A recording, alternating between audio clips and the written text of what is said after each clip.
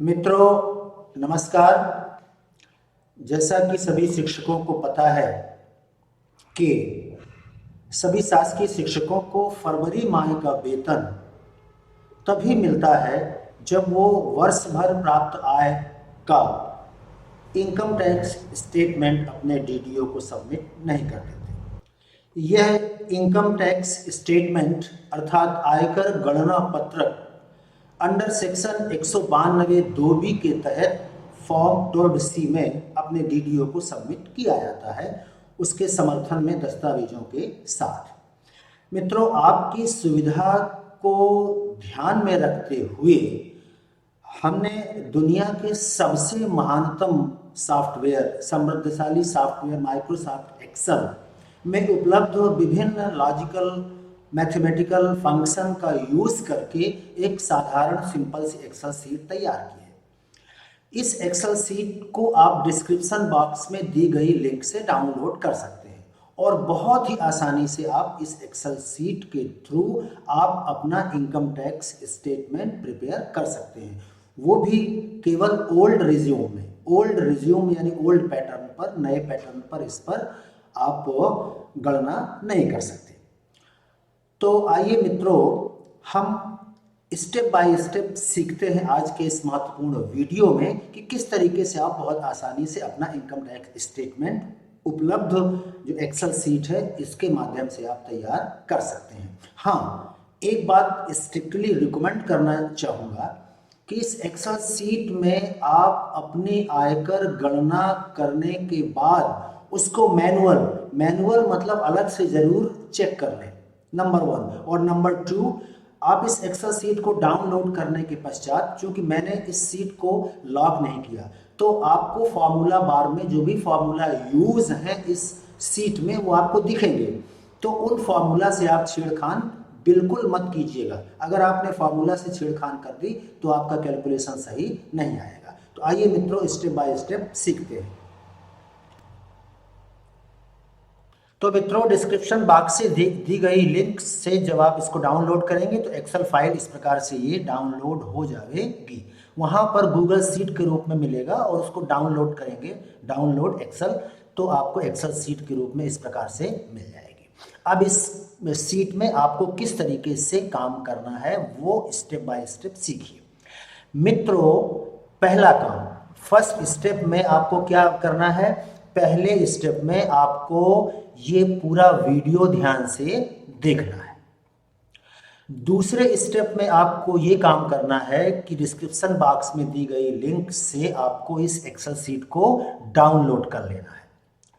इसके पश्चात तीसरा काम, महत्वपूर्ण काम ये करना है कि आपके इनकम टैक्स के अंडर सेक्शन 80C के अंतर्गत जो भी आपको छूट मिलती है LIC में, GIS में और घर के लोन में, ब्याज में, उसके समर्थन के सारे दस्तावेज आप संबंधित कार्यालय से जुटा लें और साथ में आप अपना वार्षिक वेतन पर्ची जो एजुकेशन पोर्टल से और IFMIS पोर्टल से आपके लॉगिन पर, आपके डीडीओ के लॉगिन पर मिल जाती है, उसको जरूर रख लें।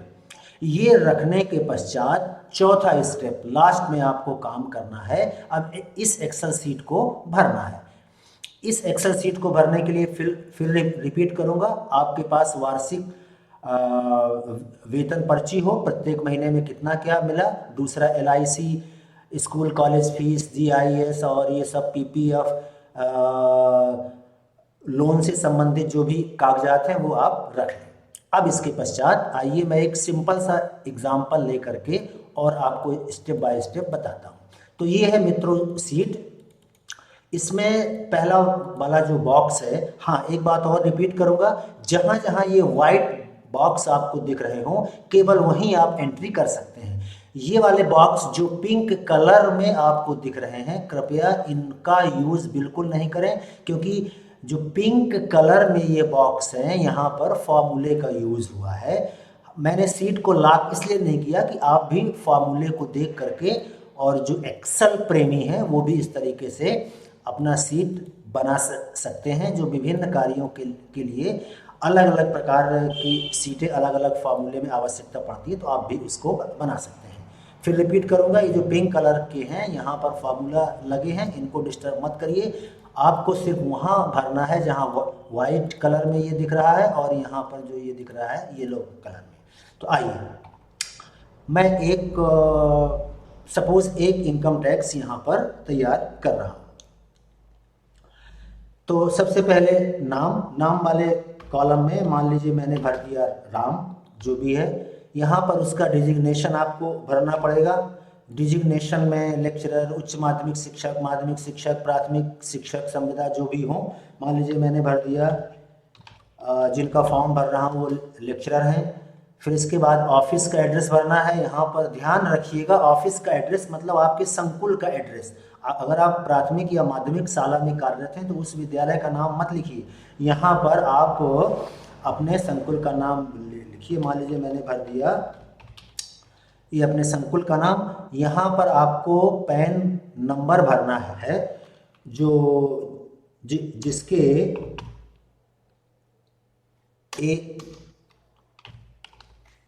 आपको पता है कि जिसके शुरुआत के जो 5 अंक हैं वो अल्फा डिजिट में रहते हैं। फिर इसके बाद के 4 ये न्यूमेरिक अंकों में होते हैं और लास्ट वाला भी आपका होता है किसमें, अंग्रेजी वर्णमाला का कोई ना कोई अल्फ़ाबेट। इतना भरने के बाद आपने नाम भर दिया, पद भर दिया, ऑफिस का नाम भर दिया, पैन नंबर भर दिया। अब इसके पश्चात यहाँ कुछ भी नहीं करना, आपको कुछ भी नहीं करना, सीधे आपको पहुँचना है नीचे और आपको यहाँ पर फिल करना है आपको जो वेतन मिला हुआ है। अब इस वेतन को की जो पर्ची है वो जो सामने स्क्रीन पर दिख रहा है आपको, इसी फॉर्मेट में आपको वार्षिक वेतन पर्ची प्राप्त हुई होगी। नहीं हुई है तो आप इस चैनल में बहुत सारे वीडियोस अपलोड हैं IFMIS पोर्टल के, जिसमें एक वीडियो ये भी है कि आप अपनी वार्षिक वेतन पर्ची कैसे डाउनलोड करें, उसको देख करके आप डाउनलोड कर सकते हैं। चलिए, मेरे पास ये वेतन पर्ची सामने है। यहाँ पर मुझे भरना है 66,500, ये मूल वेतन हो गया। अब यहाँ ध्यान से सुनिएगा मित्रों, ये ऑटोमेटिक देखिए कैलकुलेशन से यहाँ सामने सब कुछ आ रहा है। आप ध्यान से समझिएगा किस तरीके से आपको भरना है। भाई जाहिर है कि ये 66,500 आपका कब तक चलेगा, ये पेड मंथ है, यहाँ पर ये पेड मंथ है। तो आपका जुलाई पेड, अगस्त में लगता है इंक्रीमेंट, तो आपका निश्चित रूप से अप्रैल से लेकर के जुलाई तक एक ही मूल वेतन होगा। इसके पश्चात अगस्त से लेकर के मार्च तक का भी एक ही वेतन होगा सामान्यतः, यदि आपका क्रमोन्नति पदोन्नति नहीं लगी। अब इसको ये एक बड़ा अच्छा तरीका मैं शेयर कर रहा हूँ। यहाँ अलग अलग टाइप न करके आपको मान लीजिए 66,500 टाइप करना है इन 4 सेल में, तो आप इन चारों सेल को सेलेक्ट करिए और 66,500 भर के कंट्रोल इंटर, ध्यान से फिर सुनिए, कंट्रोल इंटर दबा दीजिए। ये देखिए एक साथ वो भर गया। इसके पश्चात आपका इंक्रीमेंट लग गया। अब यहाँ से यहाँ तक सेम है, तो आप ये पूरे सेल सेलेक्ट करिए और सेलेक्ट करने के पश्चात आपको इंक्रीमेंट के बाद मान लीजिए कि यहाँ पर मिल गया 68,500, तो 68,500 टाइप करके control inter, control plus inter मतलब कंट्रोल को दबाइए एक उंगली से और फिर दूसरी उंगली से इंटर दबा दीजिए। तो इस तरीके से ये पूरी फील्ड भर जाएगी। ये देखिए आपका DA ऑटोमेटिक कैलकुलेट हो करके जो 17, 21, 22 के लिए है अपने आप आ जाएगा। या फिर यहाँ पर आपको इस फील्ड में GPF GIS ये सब आपको मैनुअल भरना है। तो कैसे आप भरेंगे, जाहिर है आपको HRA भी मिलता है, क्या फिक्स है, तो आप HRA की सारी फील्ड सेलेक्ट करिए और HRA मान लीजिए यहाँ 708 है, 708 टाइप करिए और फिर कंट्रोल इंटर। जैसे ही कंट्रोल इंटर करेंगे सारे सेल में ऑटोमेटिक वो फिल हो जाएगा।